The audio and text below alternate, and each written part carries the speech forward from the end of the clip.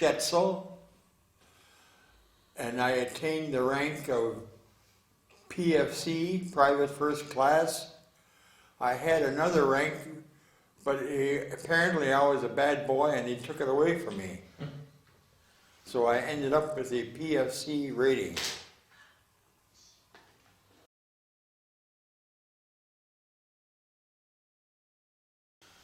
Well, I was a farm boy, and I was of the age of being drafted, and I pestered my father to allow me to go into service before I was drafted. And he said, I don't know why you want to do that. You're probably going to get killed quick enough. So he asked me to wait, but I didn't. I volunteered for induction in February of '42.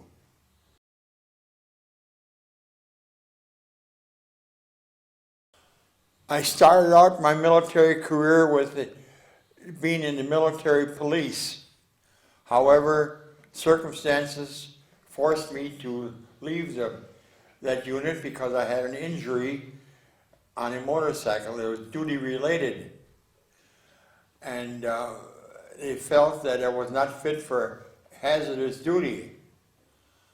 Of course, my records showed that as a farm boy, I could drive a tractor and a bulldozer, so they determined that if I could do that, I could drive a tank, which is what I ended up joining, the tank unit, shortly before D-Day.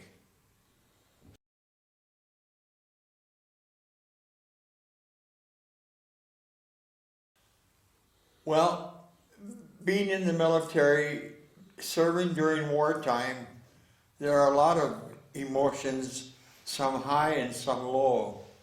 I have a few that were pretty tough to swallow, one being that when we landed on D-Day, we had a lot of casualties, and these casualties were bodies of our servicemen floating in the English Channel, and a body floated past me, and it had the map of Wisconsin stenciled on his field jacket, which they allowed us to do.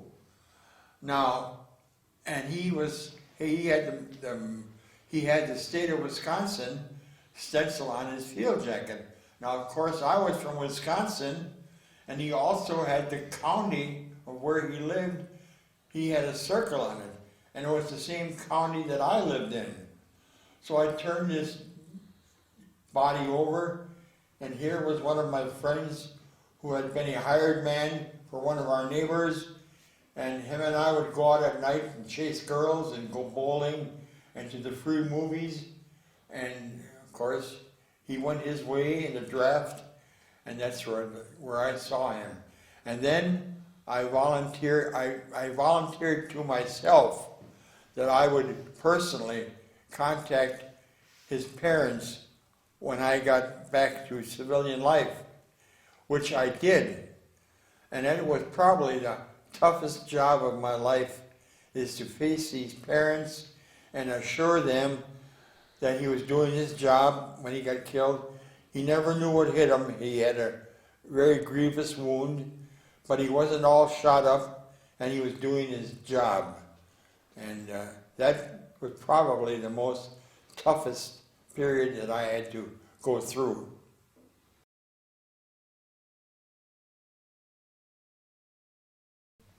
I landed on D-Day in Normandy as a tank driver.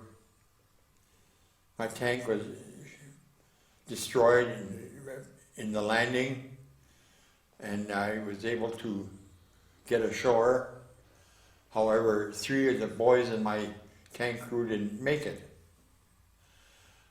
And my tank was stalled in deep water, and I was blown out with the explosion of a shell, and I can't swim a stroke. But I became an Olympic swimmer that day, and I swam to shore. But I still can't swim. But I did that day. It was pretty urgent.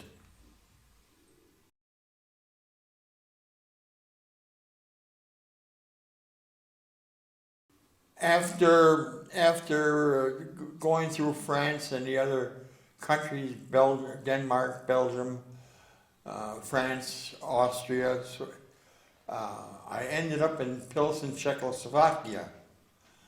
And the war ended in Plzeň, Czechoslovakia, I believe, the first week in May, which is why I'm here now. However, when this happened 71 years ago, I never dreamt that I would be back here in 71 years later and talking about it. I've been blessed with good health, and I've met a lot of fine people. With this is my second trip to Plzeň. Last year was such a revelation, and it was I cannot say enough good about how the Czech people treated us Americans. They completely worshipped us, and they were very outspoken and they showed their emotions, and they showed how they felt about the American soldiers, and it was truly heartwarming and very humbling for me to see that. And that's why I came back again this year, because I felt that something as wonderful as this, I have to come back again. And I understand that there's already plans for next year. So we'll see what the good Lord has in mind for me.